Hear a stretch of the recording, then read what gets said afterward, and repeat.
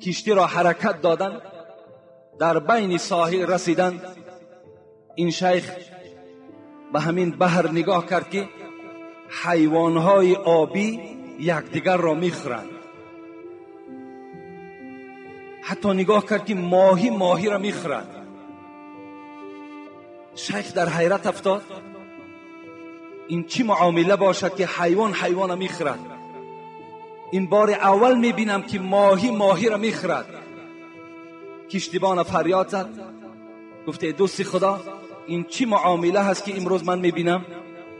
گفتن ای شیخ، گفتن این 10 سال شد که من در این ساحل، در این دریا مهنت میکنم، کشتی خودم میرانم، این احوال را مشاهده میکنم که حیوانهای دریا یکدیگر را میخورند، حتی ماهی ها را میخورند.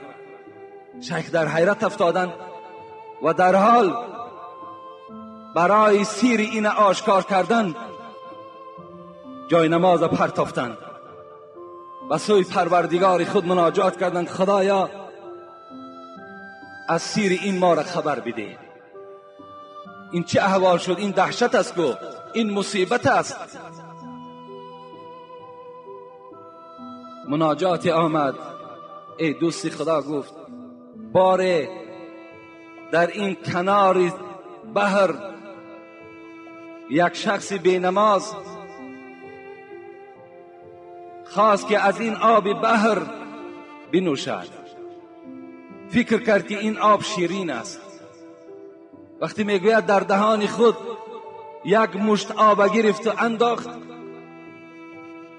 و دهان او را نافار کرد، زیرا که آب بحر تیز است، تروش است. در حال میگوید همون آب پس گردانید در بحر پرتافت. از زمانی که آب این دهان بینماز در این بحر پرتافته شد، این مصیبت در بحر فرا گرفت. از یک آب دهان بینماز امروز در این داخل بحر مصیبت است. امروز حیوانها به حیوانها هجوم دارند، ماهی ها یکدیگر را میخورند. از چی حساب؟ از حسابی که این بینماز آب دهان خود در بحر پرتافت. وقتی که اگر آب دهان او اینقدر ضرر داشته باشد، پس وجود او در بین این بالای زمینی که دور میگردند چقدر ضرر دارد؟ میگوید زمین روز 3 بار به سوی پروردگار زاره میکرده است، ای پروردگارا به من رخصت بده. چی رخصت بده؟ رخصت ده که تا 3 طایفه را در قعر خود کشم، عذاب دهم. خداوند میپرسید است ای زمین اینها کیا هستند؟ میگفت است یکم کسانی که مردم را بیگناه خون میریزند، مردم مسلمان را بیگناه خون او را میریزند، این طایفه را من طلب دارم. و دوم این طلب من این است که کسانی که از زنا در بالای من غسل میکنند، وای به حال جوانی که زنا میکنی. زمین امروز مثل همون سگی که به سوی یک انسان غرس دارد، صدا میبرارد که وای کشاده کنند تا که وای کنده کند، پاره پاره کند. امروز زمین نسبت تو غضب دارد که پروردگارا آن موی سفید است، وای زن است، وای کمپیر است، دختری جوان است، جوانی جوان است. خدایا بر من اجازت ده تا که این طایفه‌ای که از زنا در بالای من غسل میکنند، اینها را من چیکار کنم؟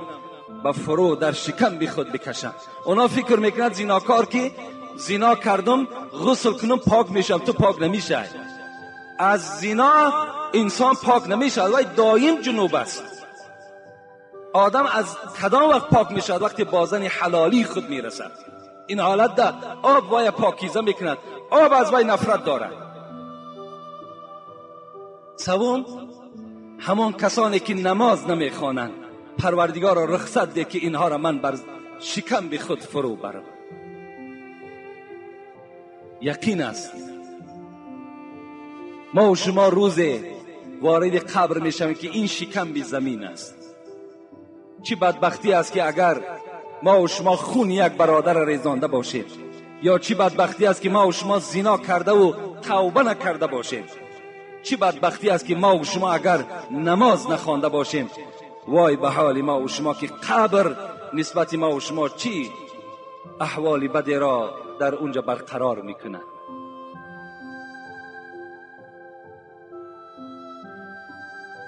هر آن کسی که در این حلقه نیست زنده به عشق، حافظ میگوید هر آن کسی که در این حلقه نیست زنده به عشق، بر رو نمرده به فتوای من نماز کنید. کسی که در دنیا میگوید اگر نماز نمیخواند، حافظ شیرازی میگوید که ای مردم به فتوای من این که وی نمرده هم که باشد جنازش خوانید که وی در قطار آدم مرده ها هست. جنازش بخوانید، گفتند که وی هلاک شدگی هست، وی مردگی انسان در بین مردم به شمار می رود، کسی که نماز نمی خواند. خدا رحمت کند حافظه. باز میگوید شیطان که رانده گشت به جز یک خطا نکرد. این شیطانی که امروز تمام امت اسلام وسواس میکند، از نماز باز میدارد، این کثافت یک خطای کرده بود. وقتا این خطا را کرد، خودش را خدای زمین وقتی که خواند، خداوند ای را از درگاه چکار کرد؟ رانده کرد. گفت تو از درگاه ملائکه ها دور شو که تو ملعون هستی، تو لعنت کرده شده هستی، تو مردود هستی، تو مرجوم هستی. از این درگاه گفت این جای تو نیست.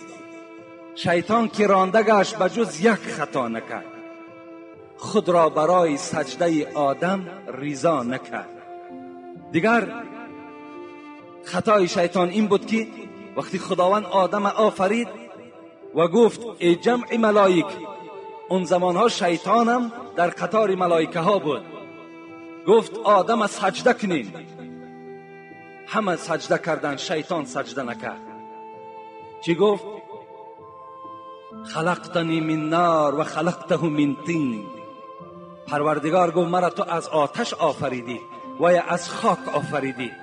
آتش لایق نیست که خاک سجده کنه. از روی این گفتار شیطان پروردگار از درگاهش رانده کرد. حافظ امین یادآوری میشد که شیطان که رانده گشت و جز یک خطا نکرد، خود را برای سجده آدم رضا نکرد. شیطان 1000 مرتبه بهتر ز بینماز.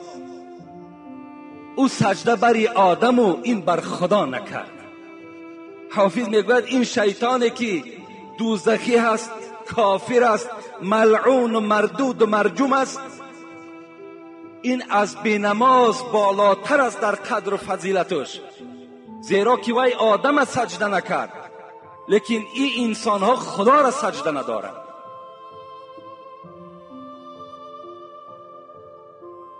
حضرت عیسی میگوید بار میگوید به یک کوه گذشتم، نگاه کردم که بی نهایت درختاش میوه‌دار بود، چشمه های زیاد داشت و بسیار کوهستانش سبز بود. یک منظره خیلی خوبه بود. مردمش پیش من دویدن و بر من هر گونه مال دادن، من مالی اونها را قبول نکردم و بسیار با دولت محله بود. با اونها دعای خیر کردم و پس گشتم. 3 سال بعد باز به همون وادی گذر کردم. نگاه کردم درختها همه خشک، چشمه ها همه خشک شدگی. یک بیابانی تماما بگیم در نظر انسان نفرت آور اون محله را فرا گرفته است، کسی در اونجا زندگی نداره. و سوی پروردگار مناجات کردم، خدایا این چه منظره زیبا بود 3 سال پیش، چه حالت شد. از نزد پروردگار صدا آمد که در این محله بار یک آدم بینماز در این چشمه های این محله غسل کردند، آبازی کردند. از حساب گفت آب بدن همین بینماز این بستانسرا را ما چکار کردیم؟ به این خرابزار مبدل کردیم که این بینماز در این محله داخل شد و آب بدن این چی شد؟ در این بستانسرای ما داخل شد. این است وعید آدم بینماز. برادرای عزیز، ما و شما کار کنیم از طایفه آدمهای بینماز نباشیم. چه عذاب دردناک است، چه واخوری های ناخوب در روز قیامت برای آن کسانی که دنیا در بینماز از دنیا سفر میکنند. بینهایت عذاب دارند. وقتی در زیر بیرق فرعون و هامان و قارون و ابی ابن خلف باشد، پس دیگر چه جایی وصفش است؟ دیگر چه جایی بیان کردنش است؟ سعدی میگوید وامش مده که او بینماز است. آدم بینماز میگه اگر نزد تو بیاید قرضدار، اگر یگان معرکه دارد یا میخواهد که از تو قرض بگیرد، وامش مده که او بینماز است. تو یک قرض دتی میگوید. برای چی؟ آیا سعدی رحم نداشت؟ آیا سعدی دلش به مردم نمیسوخت؟ وامش مده که او بینماز است، گرچه دهنش زفاقه باز است. او قرض خدا نمیگذارد، از قرض تو نیز غم ندارد. حضرت میگوید اگر از گشنگی هلاک شود، شما با وی قرض ندهید. میگوید زیرا که آدم بینماز وقتی که نماز قرض پروردگار باشد، وقتی وی قرض خدا را ادا نمیکند، وی پروای قرض تو ندارد.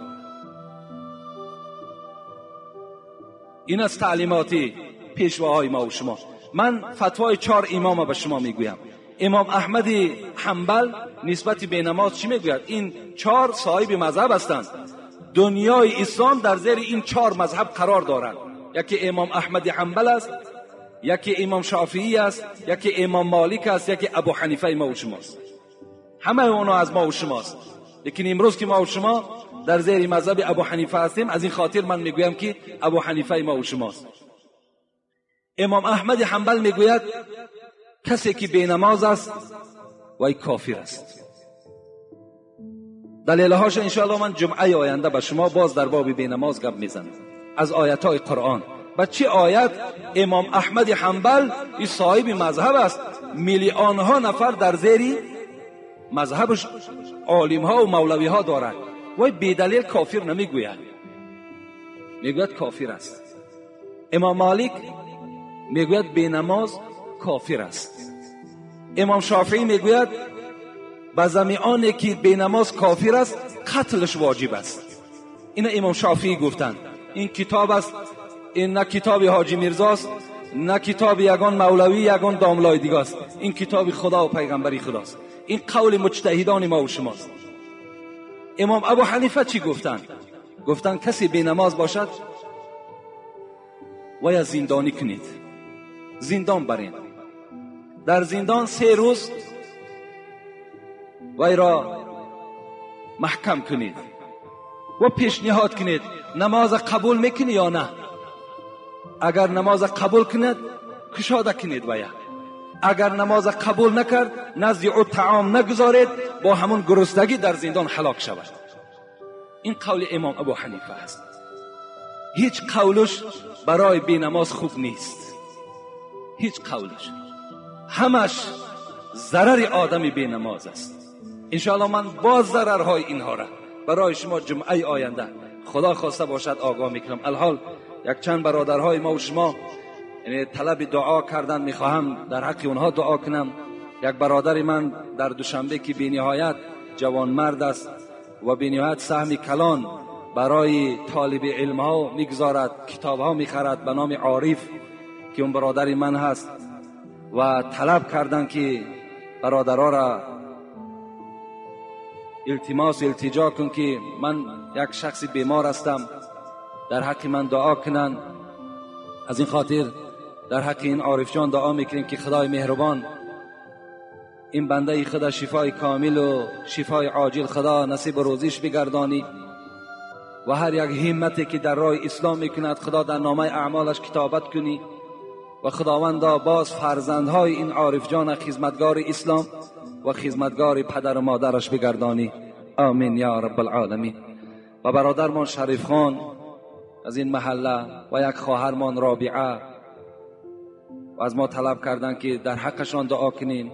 خدای مهربان این بنده خود و این خواهر را خدای عمر دراز و تن صحت و خاطر جمع و هر مشکلاتی که داشته باشند خدای مهربان مشکلاتهاشان آسان بگردانی.